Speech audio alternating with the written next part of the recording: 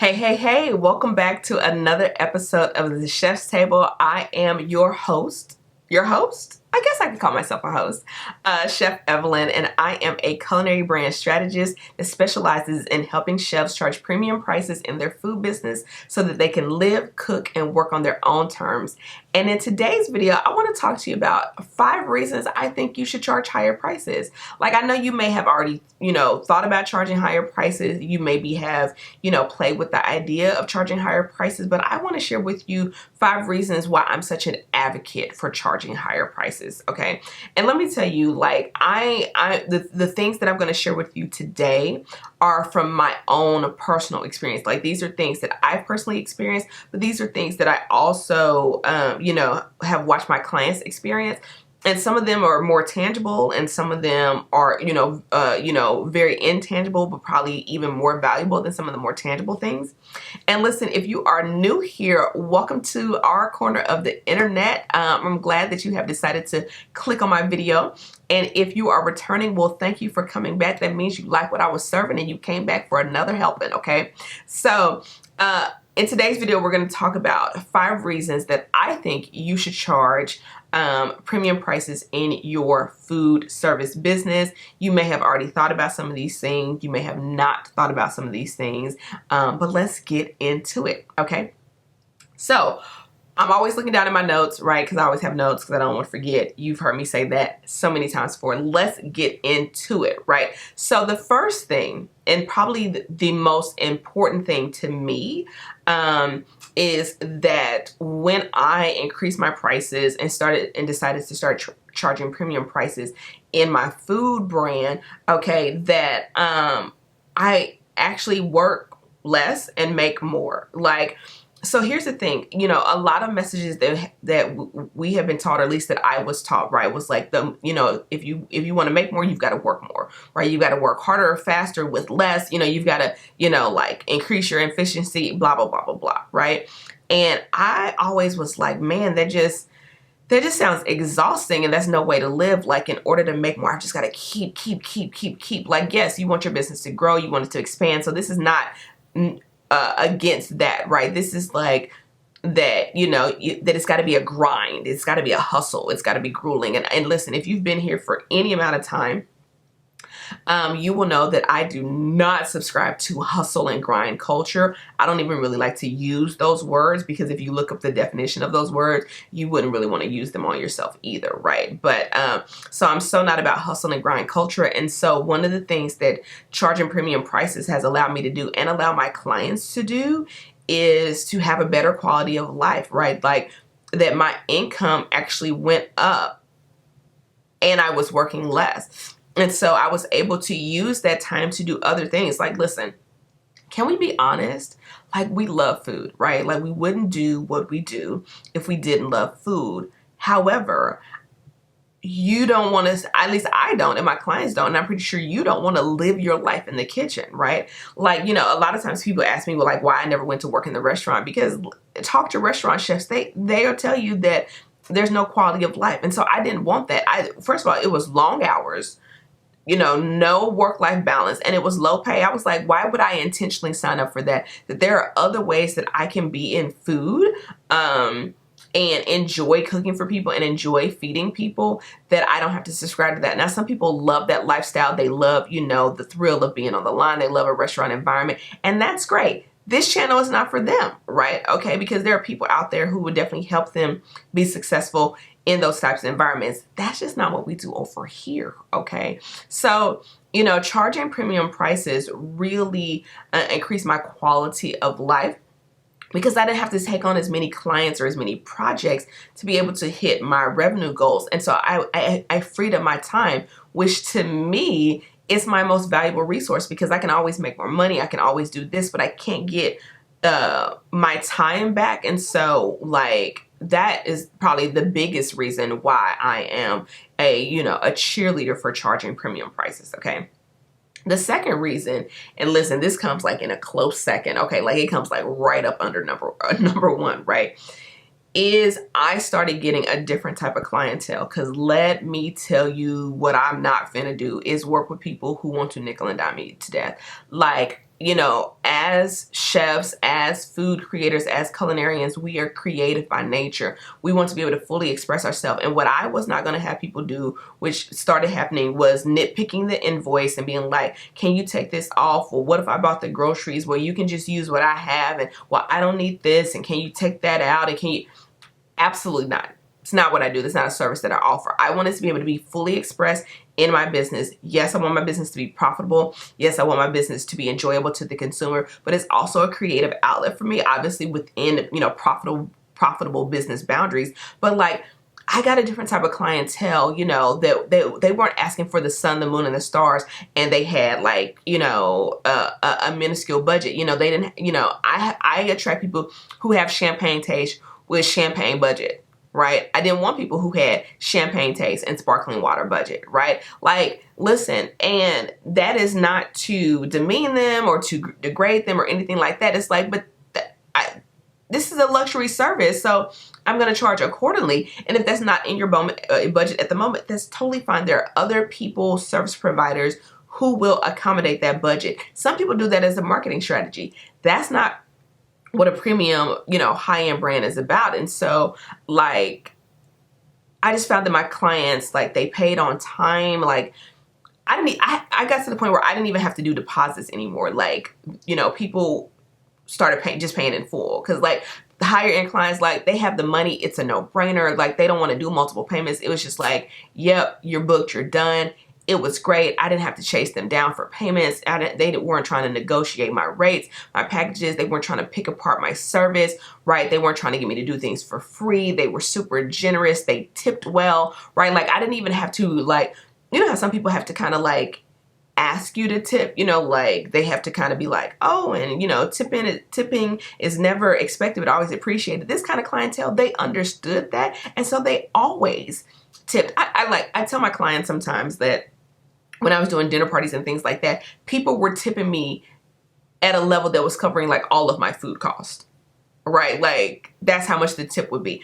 And so my clients started experiencing that. They were like, oh my gosh, like they tipped me so much, like it was covering this, right? Or they're extra generous, right? And so, when you raise your prices, I know you actually think that you will be like discouraging certain people or repelling certain people. And here's the truth. You are. But you're also going to be attracting the kind of people who enjoy, higher end services. And, for the amount of, expertise and experience that you're bringing to it, and then you're creating this high-end brand experience, because like you have to be creating a high-end brand experience if you're going to be charging premium prices, right? Like, you should be compensated accordingly, right? And I think a lot of times people don't increase their prices because they don't know how to justify that. They don't know how to, like, oh, if I go, like, what's the difference, right? And that's one of the reasons why I created like the High-End Culinary Brand Masterclass, where I talk about how to charge premium prices in your food brand, because there are things that go into making it an easy yes, an easy sale, an easy let's go for it, right? Whether you're working, a service, whether you're working with brands, any of that kind of thing that makes that transaction so much easier, and people just go, yeah, no problem, right?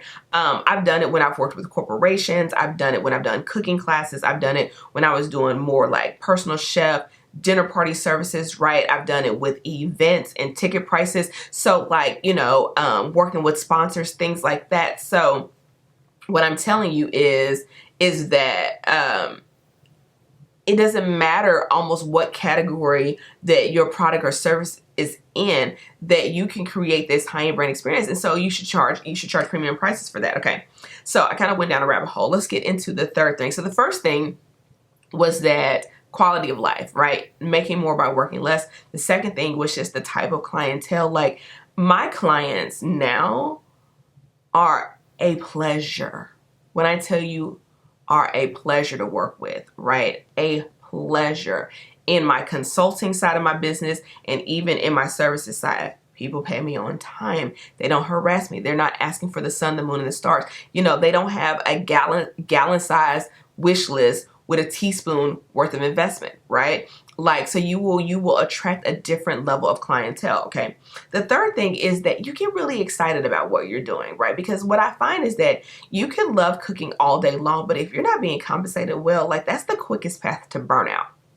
And I would tell you, like, that's kind of where I got, like, I was getting clients, I was getting inquiries, I was getting gigs, but like for the amount of effort that I was exuding and for the amount of work that I was doing, the return wasn't there. And I was just like, yes, it was profitable, but I was like, I'm not going to make it at this rate. Like if I don't do something different. And you know, most people tell you, you just need to get more clients. You just need to get more clients. You just need to reduce your food costs. You just need to reduce your overhead. And listen, both of those things are solid business advice. And sometimes it's that your pricing model doesn't match your business model, right? And that you are offering something that is premium, high touch, high end, and you're just not charging appropriately, right? And so when the scales are unbalanced that way, it will absolutely lead you to burnout, let me tell you, or you'll start to resent your clients, right? I've had that experience where, I offer something at a lower investment rate or a lower price, and, just because I wanted to get the client, and I every time that I've done it, I've regretted it every single time, right? So, you want to enjoy the work that you're doing, and part of enjoying the work that you're doing is being compensated well. And a lot of people will be like, oh, as long as I'm doing food that I love, it doesn't matter. It will matter, right? Like if this is your livelihood, right? And so when people tell me, oh, Evelyn, the money doesn't matter, I can already tell you that they're not my client, right? Because the money absolutely doesn't matter. It's not the only thing that matters, but if you're in a business, then it does matter. Otherwise, you have a hobby, which is fine. That's not what this channel is for either.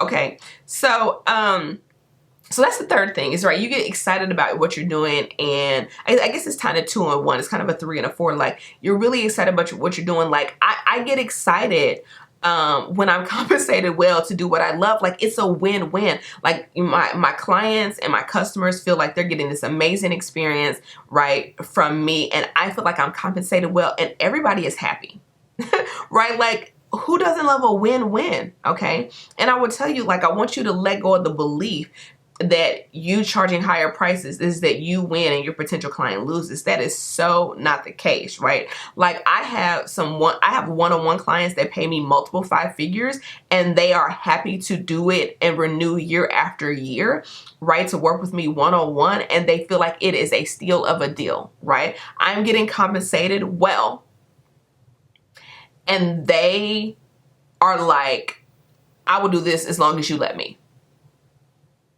So if that's happening in that, standpoint, then obviously, right, that this will happen there. So anyway, like this is not a video about, like, will people charge higher prices? I talk about that in other videos, but I just wanted you to think about some of the reasons why I think you should increase your prices. Here's another point is that I think that, it allows you to be more creative, right? Because you have a little bit more bandwidth. One, you're not overworked, you're not exhausted, you don't have overly demanding clients, right? So you have a lot more mental space, a lot of the more mental bandwidth to really bring your best to the table. And listen, if you're here, I know you want to bring your best to the table. Like you're watching these videos because you want to really do this thing well. You want to create an amazing experience for your clients, right? Or the people that you work with, right?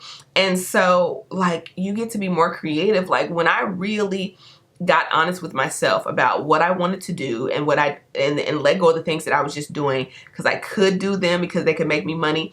And I really said, what feels good to me on how to execute this thing that I want to do, and also like what price point feels really, really good to me. Like I got so creative, right? And I know the same is true for you. Then you can incorporate the kind of ingredients that you want to incorporate and the kind of experience that you want to create. Then you can, spend a little bit more on certain things, right? Because you're being compensated well. So not only do you have more mental and creative bandwidth, you have more financial bandwidth to do that with, right? To play a little bit more. Obviously, you still want to be profitable and things like that, but it allows you to be more creative. And then obviously the most obvious reason why I think this you should increase your prices is you make more money. Now, I want to say this, while I am absolutely the #1 fan of you increasing your prices, I don't think you can just increase your prices just to be out here increasing your prices, right? There are things that go into justifying that price point. And so for me, I knew that I wanted to increase my prices. So I knew that I was going to have to enhance my business model in order to justify charging this premium price. I knew that I was going to have to upgrade what I was doing, and that it wasn't just going to be in the kind of food that I was offering or the quality of the ingredients, right? That it was going to have to be this comprehensive brand experience, right? So yes, making more money is also a huge benefit of increasing your prices, right? As well as the other things that we talked about. But you really have to be firing on all cylinders in order to create a high-end brand experience that can easily command those premium prices, right? And that's one of the reasons why I created, the How to Charge Premium Prices in Your Food Brand Masterclass, right? Because I wanted you to know, that it's very possible to charge premium prices. It's not luck, it's a framework. It's not luck, it's a formula, right? It's a step-by-step process, right? And I felt like if you had the recipe for that, then you could create that, right? So if you're like, Evelyn, you know what? You're right. I think I'm ready to charge premium prices, but I need to feel confident. I need to know what goes into it. I have a whole section in that training that specifically addresses how to have the confidence to charge premium prices, right? And so, as well as what I call my dinner party framework, is the 7 essential steps to creating a high-end culinary brand. So if you want to check that out, make sure you go to highendculinarybrand.com and grab that. And then after you take it, send me a message on Instagram and let me know what was your biggest takeaway. So listen, let me know, are you someone that's interested in charging premium prices? Have you tried to charge premium prices but it didn't work? Are you yep, I've been charging premium prices? Or you're I think I might be charging premium prices, but I'm not sure. Let me know in the comments below, and I will see you in my next video. Peace.